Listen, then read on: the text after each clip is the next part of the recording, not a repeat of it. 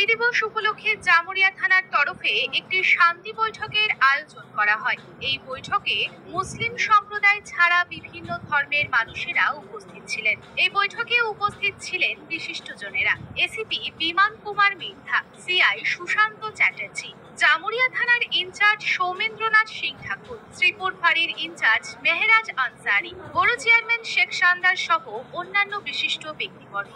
নবী দিবস উপলক্ষে সরকারি বিভিন্ন গাইডলাইন পালনের নির্দেশ দেওয়া হয় এদিন। এছাড়াও এই শান্তি বৈঠকে নবী দিবস উপলক্ষে সরকারি বিভিন্ন গাইডলাইন পালনের নির্দেশ দেওয়া হয় এবং একই সাথে যাতে নবী দিবস উপলক্ষে র্যালিগুলি সুষ্ঠুভাবে পরিচালিত হয় সেই দিকেও আলোচনা করা হয়, যাতে সাধারণ মানুষকে কোনো অসুবিধার মুখে পড়তে না হয়।